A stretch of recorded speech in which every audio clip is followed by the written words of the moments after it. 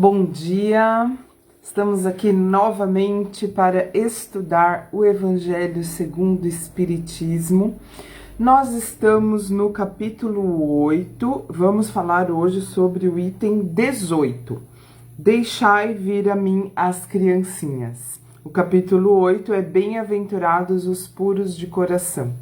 Então, o que será que Jesus quis dizer? O que será que os Espíritos vêm nos explicar sobre essa fala de Jesus? Deixai vir a mim as criancinhas.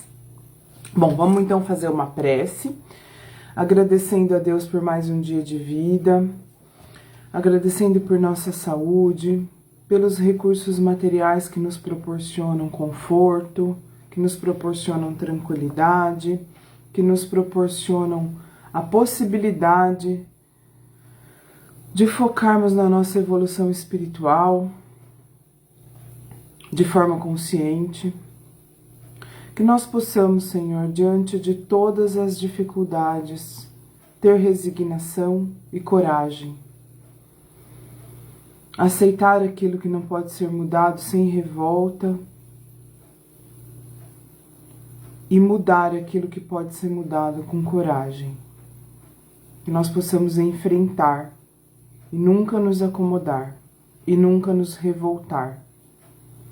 Que nós possamos sempre compreender o caminho do meio, o caminho da justiça, da bondade, da verdade, da evolução. Que nós sejamos fortes para evitar tudo que se apresenta em nossos caminhos que podem nos desviar daquilo que Jesus ensinou.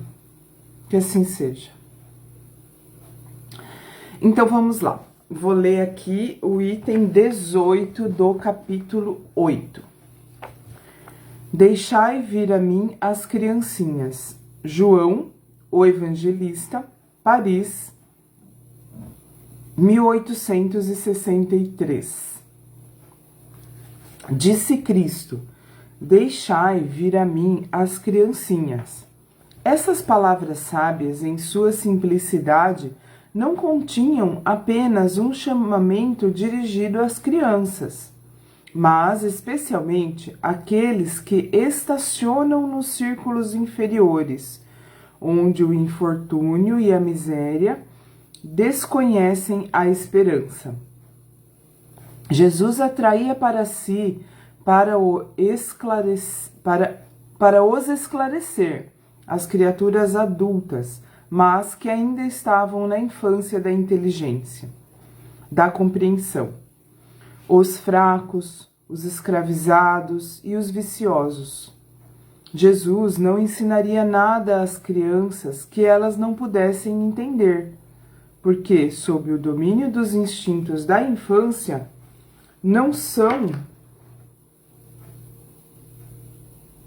que são um benefício, não entenderiam o ensinamento e nem teriam a vontade própria para o praticar. Ou seja, está falando assim que Jesus não ficava chamando as crianças para perto dele para ficar ensinando, para ficar pregando. Essa fala dele, como acho que todas as falas de Jesus, ou quase todas, tem um ensinamento escondido, vamos dizer assim. Por isso que Jesus dizia: quem veja quem tem olhos de ver, ouça quem tem ouvidos de ouvir. Porque realmente não era para todo mundo, era para quem tinha condições de entender. E quem fosse adquirindo essa condição de entender ao longo dos séculos e dos milênios. Então, ele não estava chamando as crianças para pregar para elas, ele estava falando em forma simbólica, colocando como crianças aqueles que ainda não tinham inteligência, inteligência no sentido de ainda não desenvolveram, né? Porque inteligência é algo que a gente desenvolve, não é algo que a gente nasce com ou sem, né?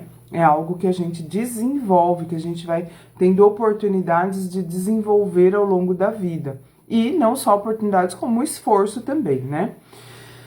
Tem gente que tem muita oportunidade e não tem nenhum esforço, e tem gente que tem muito esforço e não tem nenhuma oportunidade. E às vezes, quando a pessoa tem oportunidade e esforço, é aí que surgem as pessoas que conseguem desenvolver. Não sei como que faz para desligar essa coisa do Google ficar invadindo o nosso... Abrindo, eu tô falando que às vezes eu falo uma palavra, o Google pensa, né, que eu tô pedindo uma informação para ele, interrompe a live, aparece ali a tela do Google falando alguma coisa ali que eu não tô perguntando nada. E não adianta colocar no não perturbe, que isso daí não é bloqueado. Se alguém souber um jeito de bloquear esse negócio, que eu não quero que o Google fique abrindo aleatoriamente quando eu tô falando alguma coisa que não é com ele, vamos dizer assim, né? Porque virou um ser praticamente, né? Mas então, às vezes, se der uma travadinha, às vezes ele para a live, ele pausa a live, às vezes eu fico falando aqui, imediatamente eu percebo, mas pode ficar segundos aí de diferença entre a hora que eu fecho o Google e retomo a live. Então, se acontecer alguma coisinha assim, que vocês percebam, é por causa disso. Já aconteceu outras vezes em outros dias também. Mas continuando aqui, então, é ruim porque a gente perde o fio da meada, né? Agora eu não sei o que eu tava falando. Mas qualquer coisa vocês me avisem nos comentários se ficou faltando concluir alguma ideia, tá bom? Então, Jesus não ensinaria nada às crianças que elas não pudessem entender. Porque, sob o domínio dos instintos da infância, que são um benefício, não entenderiam o ensinamento, que nem teriam a vontade própria para o praticar. Jesus queria que os homens fossem até ele com a confiança daqueles pequenos seres. Então, quando ele está falando deixai vir as minhas criancinhas, ele está falando de características infantis em adultos. Características infantis que são bem-vindas. Quais são essas características? A confiança é uma delas. Então, a confiança daqueles pequenos seres. As crianças de passos vacilantes, cujo chamamento conquista para o coração das mulheres que são todas mães. Ele está dizendo assim que aquela coisinha da criança ter uma confiança, dela ter... De novo aconteceu. Aquela coisa dela ter passos vacilantes no sentido assim de ser um pouquinho insegura, né? Não ter certeza, é natural das crianças, né? A criança ainda tá em formação do intelecto dela, formação do entendimento da vida. Então é natural que ela se sinta um pouco insegura. E essa coisa, essa fragilidade é o que toca o coração das mães, está dizendo aqui. Eu tiraria a palavra todas, que está dizendo assim, para os que conquista o coração das mulheres que são todas mães. Nem sempre, né? Ele está querendo dizer assim que as mulheres têm um coração, mesmo as que não são mães, acabam sendo mães, porque as mulheres têm essa potência no coração delas, desse amor, desse instinto. Mas não são todas. Infelizmente, a gente vê mulheres que não têm a menor doçura, né? E não têm o menor amor pelas crianças. Mas aí é um caso à parte que não estamos... Não é a pauta aqui. A pauta é, porque Jesus falou, vinde a minhas criancinhas, e o que ele estava querendo dizer, quais são as características dos adultos que ele estava desejando e comparando com crianças. E já vimos aqui que é essa situação de ter confiança e ser um pouquinho insegura, um pouquinho duvidosa, assim, que ele colocou como passos vacilantes. As almas seriam assim envolvidas pela sua terna e misteriosa autoridade. Foi a tocha que ilumina as trevas, Jesus, né? O clarim matinal que toca a alvorada. Ele foi o iniciador do espiritismo, que deve, por sua vez, chamar a si não as criancinhas, mas sim os homens de boa vontade. A vigorosa ação foi iniciada. Não se trata mais de crer por crer e de obedecer maquinalmente. É preciso que o homem examine e siga a lei inteligente, que lhe revelará que ele é universal.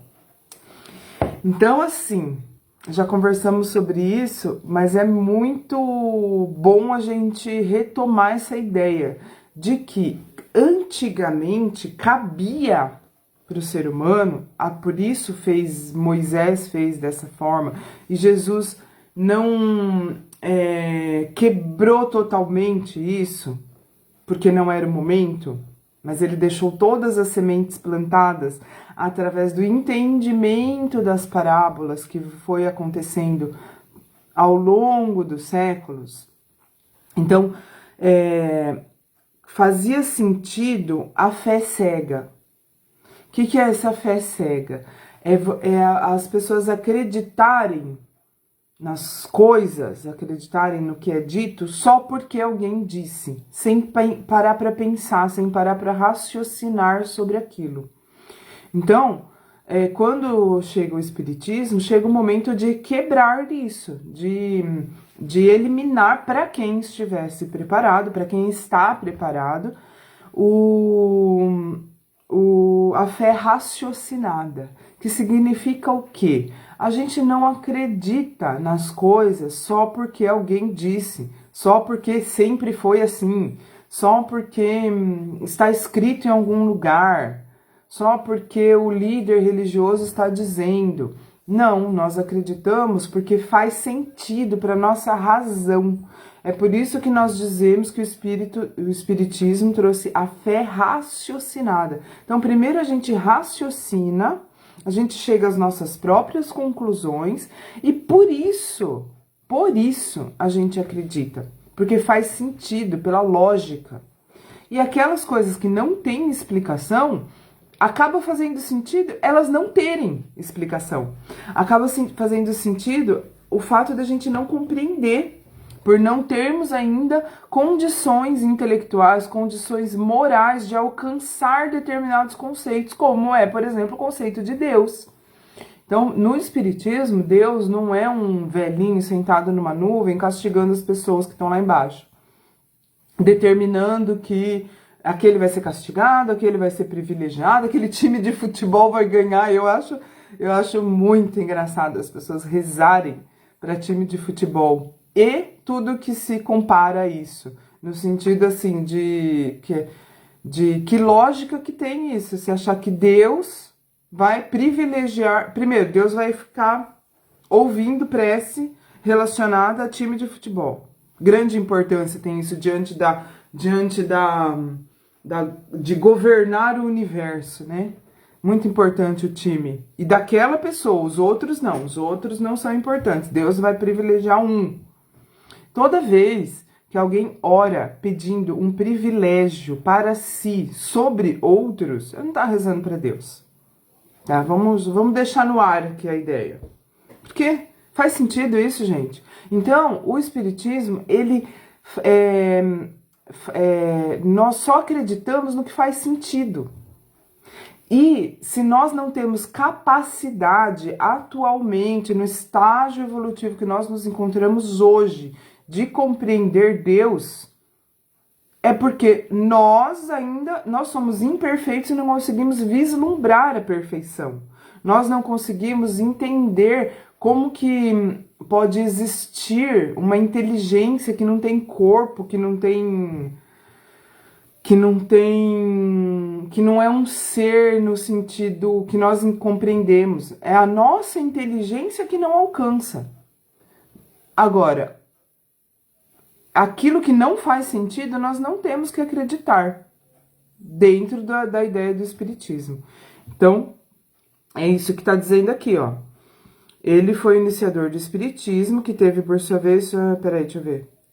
Não se trata mais de crer por crer e de obedecer maquinalmente. Tipo, vamos seguir o que o líder religioso está determinando, porque ele sabe, e aí você fecha os olhos e pula numa piscina cheia, vazia, né? Brincando com o conceito.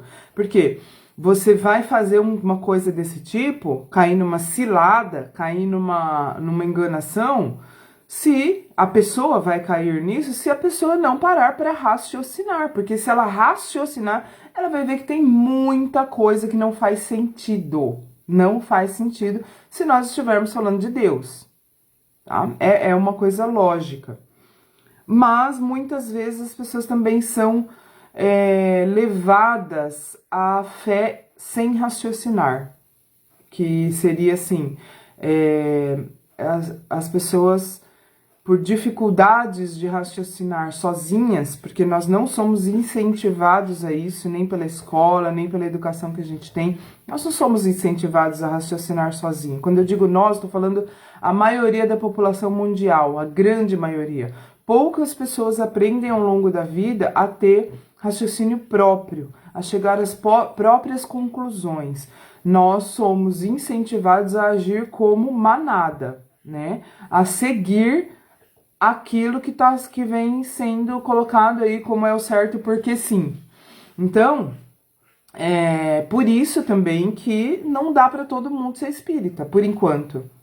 Ainda não acontece isso, porque se a pessoa não conseguir raciocinar por si só, ela vai preferir, usando os termos que estão aqui, obedecer maquinalmente o que alguém mandou, porque pensar dá mais trabalho. Né? Pensar e realizar reforma íntima, que depende de autoconhecimento, depende de você enfrentar os seus monstros internos, olhar para você mesmo, enxergar seus defeitos, se esforçar para superá-los, para melhorar, né? Isso dá trabalho. E não é todo mundo que quer isso, certo? A maioria das pessoas prefere, por causa disso que eu acabei de falar, né? Por causa dessa forma que somos educados, a maioria das pessoas prefere apenas seguir maquinalmente ordens para não ter trabalho de pensar e de raciocinar. A maioria não quer isso. Infelizmente, porque o mundo seria bem melhor se as pessoas tivessem raciocínio próprio. Fé raciocinada. É preciso que o homem examine e siga a lei inteligente, que lhe revelará que ele é universal. Meus bem-amados, é chegado o tempo em que os erros explicados se transformarão em verdades. Nós vos ensinaremos o verdadeiro sentido das parábolas e vos mostraremos a forte correlação que une o que foi ao que é. Moisés, Cristo, Espiritismo. Eu vos digo em verdade, a manifestação espírita alarga os horizontes, e eis aqui o seu enviado, que vai resplandecer como o sol acima das montanhas. Vou ler o item 19 agora, que é outro espírito que não se identificou, só se auto-intitulou como um espírito protetor, em Bordeaux, 1861, item 19 do capítulo 8. Deixai vir a mim as criancinhas, pois tenho o alimento que fortifica os fracos. Deixai vir a mim os tímidos e os frágeis, que têm necessidade de amparo e de consolo. Deixai vir a mim os ignorantes, para que eu os esclareça. Deixai vir a mim todos aqueles que sofrem, a multidão dos aflitos e dos infelizes, e lhes darei o grande remédio para aliviar os males da vida, o segredo para curar as feridas. Qual é, meus amigos, este remédio supremo que possui a virtude, que aplicada sobre todas as chagas do coração as cicatriza? Qual é? Qual é este remédio? É o amor, é a caridade. Se tiverdes essa chama divina, o que temereis? Direis em todos os instantes de vossa vida: Meu Pai, que seja feita a vossa vontade e não a minha. Se vos agrada provar-me pela dor e pelas aflições, benditos sejais, pois sei que é para o meu bem que vossa mão pesa sobre mim. Se vos agrada, Senhor, ter piedade de vossa fraca criatura, dar-lhe ao coração as alegrias puras, benditos sejais também, mas fazei com que o amor divino não adormeça na minha alma, e que sem cessar suba a vossos pés a prece do meu reconhecimento. Que lindo, né? Parece uma prece. É uma prece, né? Se sentirdes amor, tereis tudo o que se pode desejar na terra. Possuireis a pérola sublime, que nem os incidentes, nem as maldades daqueles que vos odeiam e vos perseguem poderão vos tirar. Se tiverdes amor, tereis guardado todos os tesouros, onde nem a traça nem a ferrugem podem destruir, e vereis desaparecer de vossa alma tudo o que possa desonrar-lhe a pureza. Que sonho! Sentireis o peso da matéria, aliviar-se dia após dia, e tal como o pássaro que voa nos ares e não se lembra mais da terra, subireis sem cessar, subireis sempre, até que vossa alma possa se fartar delicada com a verdadeira vida no seio do Senhor. Muito lindo! Então vamos finalizar hoje inspirados por esse texto maravilhoso. E amanhã nós falaremos sobre bem-aventurados aqueles que têm os olhos fechados, tá? Amanhã é feriado aqui onde eu moro, mas mesmo assim eu vou fazer, porque esse horário um pouco mais tarde, enquanto estiver um pouco mais tarde, é possível fazer também nos dias de feriado.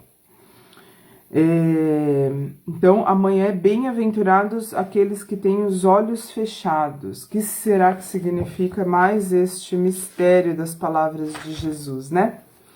Bom, pessoal, então vamos finalizar. Mais uma vez agradecendo. Mais uma vez acerenando as nossas mentes, os nossos corações, para que nós possamos ter paz interna, para que nós possamos nos acalmar, para que nós possamos buscar dentro de nós as respostas, porque a voz de Deus está em nós, que as respostas que precisamos estão dentro de nós. Que nós possamos nos conectar com os amigos espirituais que estão ao nosso redor para nos ajudar e que, de alguma forma, ao nos desconectarmos daqueles espíritos inferiores que também estão ao nosso redor, momentaneamente inferiores, momentaneamente inconscientes, momentaneamente no mal, que ao nos desconectarmos deles, nós também possamos ajudá-los e ensiná-los a se elevar. Que todo o nosso aprendizado beneficie a cada um desses espíritos necessitados que estão ao nosso redor. Que nós possamos ser gentis e verdadeiramente amáveis com aqueles que estão ao nosso redor, encarnados, com as pessoas com quem convivemos, que nós possamos ser amáveis. Que assim seja. Ótimo dia e até amanhã.